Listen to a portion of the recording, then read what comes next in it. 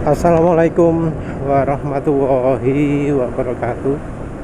Kali ini penulis mau bahas soal beda beda filosofi antara yang jual mobil dengan yang jual motor ya. Ya walau memang harga beda banyak, harusnya orang juga paham bahwa yang terjadi di mobil juga bisa terjadi di motor. Dari pabrikan itu mestinya harus peka dengan seleranya masyarakat, bahwa enggak semua orang itu seleranya pasti begitu. Karena kalau kita amati ada perbedaan termasuk ekstrim untuk dunia mobil dan motor. Di dunia mobil yang namanya performa itu nomor satu, dan itu juga dituruti oleh pabrikan. Jadi mesin misalnya 1500 cc itu bisa sampai 120 HP lebih. Mesin 2000 cc bisa sampai 180 HP. Itu sudah masuk performa, itu sudah masuk performa yang tinggi, yang di atas, paling atas lah ya. Penulis kasih contoh lah. Penulis pernah punya Toyota Kijang tahun 88 kalau nggak salah. Itu dari sisi tenaga horsepower berapa coba? Kan cuma 60 HP ya. Bisa aja malah kurang. 1600 cc 60 HP cuma. Nah sekarang penulis punya mobil 1000 cc 3 silinder, berapa HP? 64 atau mungkin lebih HP nya. 1600 cuma dapat 60. 1000 cc bisa dapat 64 HP. Bahkan yang kayak Brio ini 1200 cc sudah berapa, 88 atau berapa gitu HP. Tinggi itu.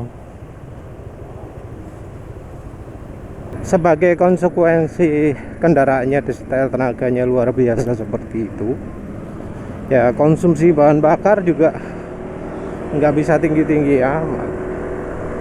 Walau memang lebih irit daripada yang Kijang 88 60 HP, tapi ya rasanya bisa beberapa kali lebih irit ya kalau memang niat dibuat irit.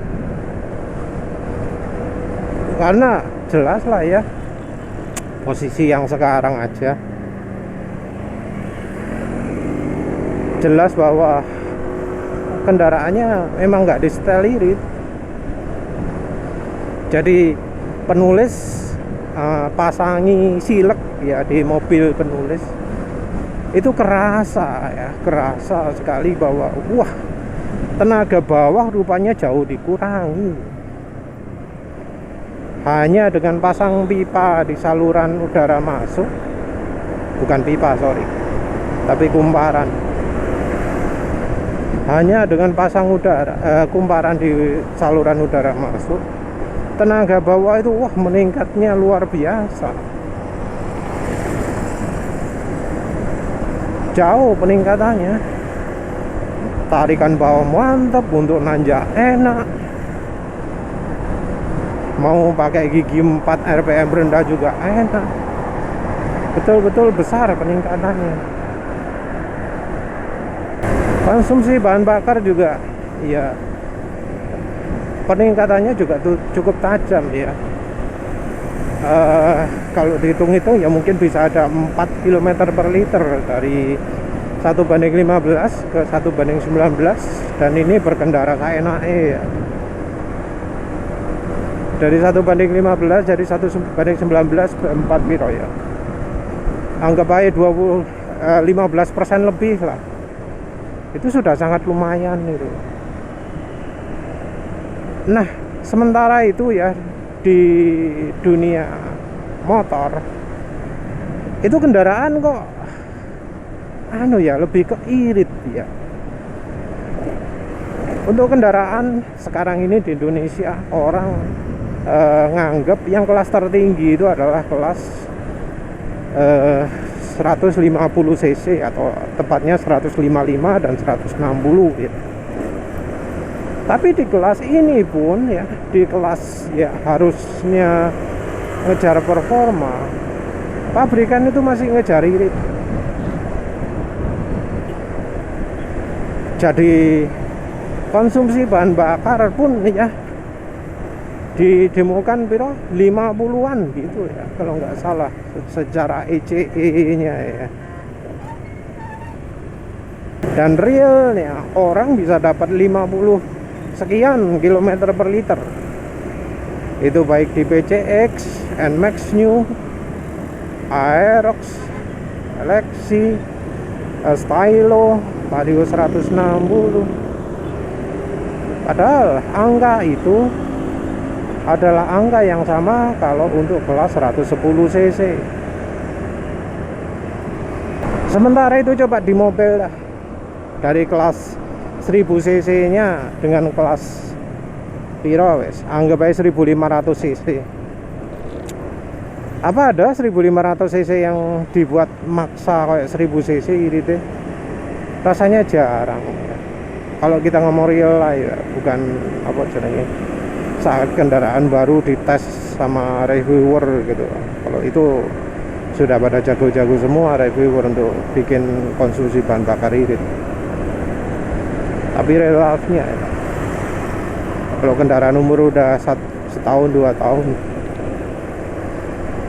kan yang 1500 cc itu biasanya ya wis angka 1:10 gitu ya, 1:12 itu wis termasuk irit.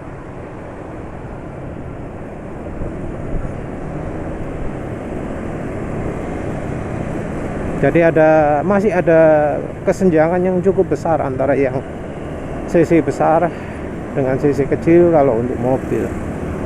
Nah, kalau untuk motor kok iso dekat gitu ya, kok iso mirip-mirip gitu ya. Ya tentu kita nggak apa jenenge ya,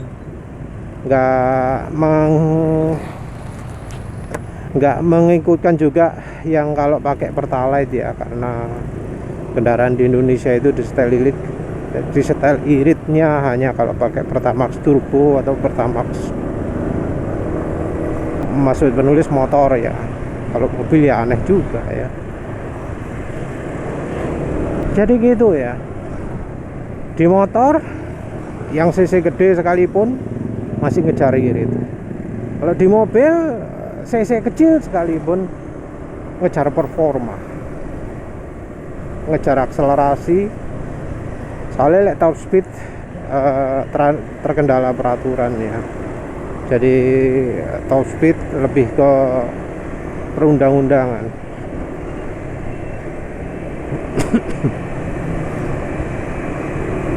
Tapi itu ya yang jadi poin utama.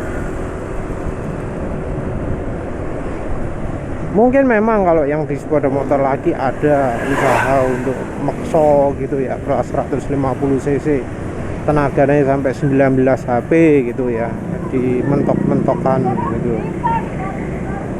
Nah, kalau untuk yang kelas motor matic kenapa nggak begitu? Kalau di kelas mobil kan, walau itu mobilnya matic tapi tenaganya gede, justru versi paling mahal itu yang matic.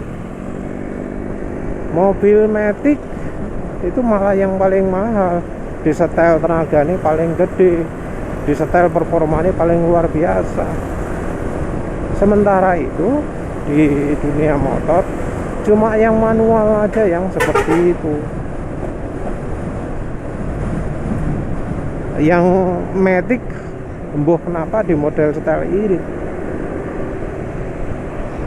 Ya kayak dunia mobil pun ya mulai zaman dulu sudah ada kayak City tipe Z gitu ya. Si saat lainnya tenaganya cuma 80 90 HP, dia sendiri 120 HP. Ada juga apa? Swift apa jenenge iku? Sing warnane kuning ya. Ya 100 piro HP juga tinggi tenaganya, performa tinggi. Nah, kenapa di motor kok nggak ada seperti itu? Karena ya bayangan penulis ya, harusnya ada misalnya PCX 190 gitu ya, yang merupakan versi bore upan dari versi PCX biasa. Sekalian suspensinya sudah kerjasama dengan misalnya ISS. Jadi nggak cuma dari sisi tenaga saja, dari kenyamanan juga ditingkatkan. Kiriannya juga sudah dimodifikasi full sehingga top speed bisa 150 160. Kan harusnya seperti itu. Ada NMAX gitu ya, langsung NMAX Max di bore up 62 mm.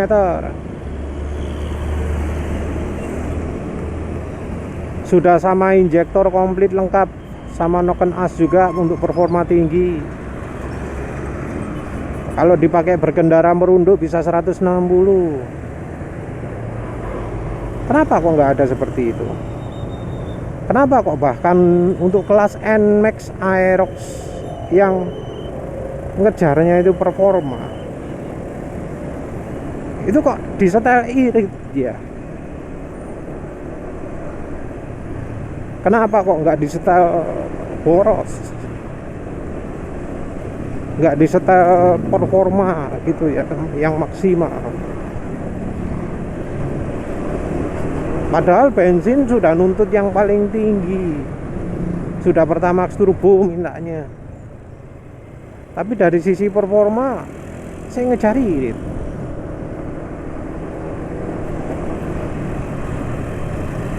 Ngejar irit pun ya diterapkan di kelas-kelas kecil juga ya, sehingga walau misalnya kayak Honda gitu ya, walau konsumennya gak butuh macam-macam, rangkaannya dibuat makin ringan macam-macam, tujuannya adalah untuk irit. Terus mesin dibuat overstroke, tujuannya juga untuk irit, yang kemudian dikeluhkan karena motornya jadi nggak kuat nanjak. Jadi ya konsumen Indonesia sendiri termasuk kebingungan ya. Beli kendaraan cc kecil harapannya irit, tapi ternyata pas ada review justru yang kendaraan 2000 cc itu ya malah lebih irit. Mana aneh ya. Kan aneh ya, mosok sing cc ini gede kok malah lu irit. Berarti kan ada masalah atau ya dengan yang cc-nya kecil. Sementara itu yang beli motor, niat beli motor untuk performa, dapati yang irit. Karena ya seharusnya ya kayak motor NMAX ini ya, konsumsi bahan bakarnya 30 km per liter. Kalau top speednya 130 140 gitu, sebenarnya orang juga terima gitu loh. Tapi apa yang didapat ini sak boros-borosnya 35 km per liter, top speednya cuma 113 kalau posisi duduk tegak. Padahal dulu penulis punya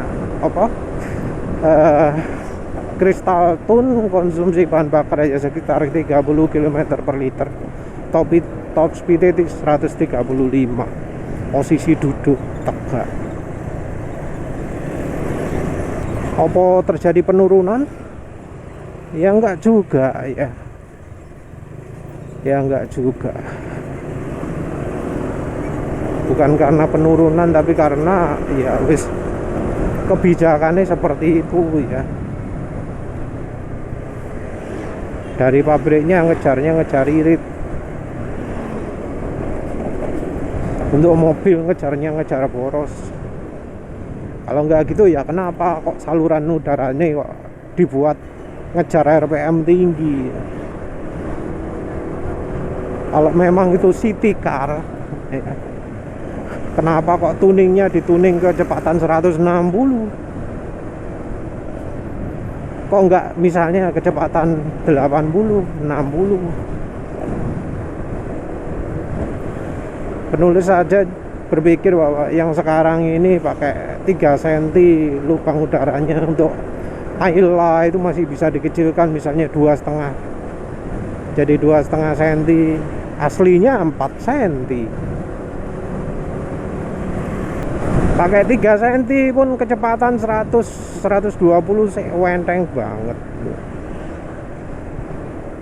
Namanya city car, tapi untuk apa jalan bisa sampai segitu gitu? Kenapa tarikan RPM tinggi ini malah kuat? Ya itu loh aneh ya, antara dunia mobil dan motor.